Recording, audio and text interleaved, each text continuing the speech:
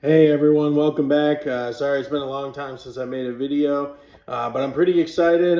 Yesterday I bought two 5-ounce silver Liberty coins. These things are sweet, they're huge.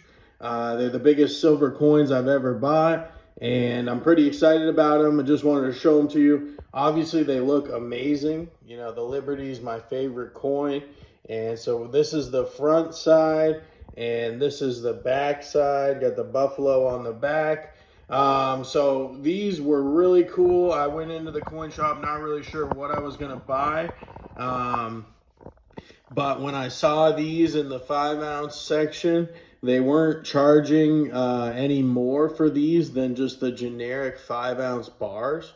So I figured that was a no-brainer. These were $210 each. So 10 ounces for $420, which is an average of $42 an ounce. And yesterday when I bought these, the spot price of silver was about $39.25, which is good for about a 7% markup. That's also pretty cool. For comparison, the American Eagles and the 1-ounce coins, the Canadian Maples, the same coin store was selling those for $45 each. So if I was to have bought 10, American Eagles or 10 1-ounce coins, I would have spent $450. Obviously, that's $30 more. And when you look at it percentage-wise, it would have been double the markup from spot. It would have been 15%, increase from spot price instead of 7. So obviously 8% is huge. A good year, your investments are going to return 8%. So buying silver in the big bulk quantities, especially when you can get something that looks as amazing as this and looks so cool, compared to just a regular generic, relatively boring 5-ounce bar, was a super good buy, a great bang for my buck.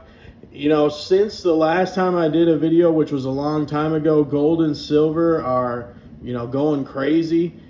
Gold is, near all-time highs. Silver is at the highest it's been relatively since like 2011.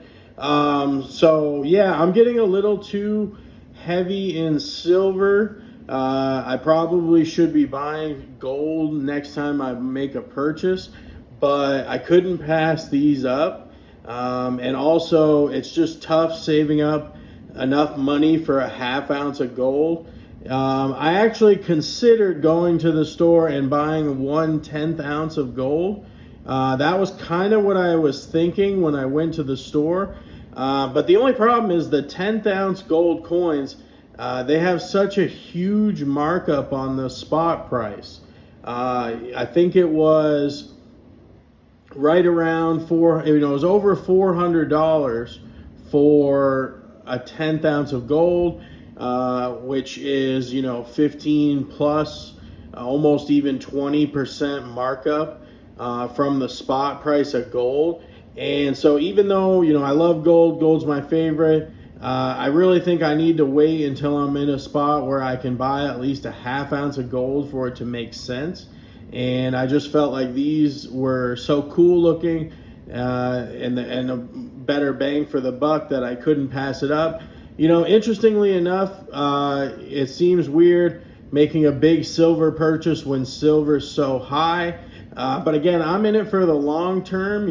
I wouldn't worry too much about the highs of silver and stressing out about trying to time it. I plan on holding gold and silver for a long time, and it's very possible that even though gold is at 15-year high, 14-year high, it might continue to go on a run. It could easily go into the mid 40s. And the value of the dollar has been really bad this year. The dollar, the first 6 months of the year, has had one of the worst years in modern history as far as the value of the dollar. So I don't think you can really stress about the price and the timing. I think any purchase in gold and silver that you're planning on making for the long term is going to be good.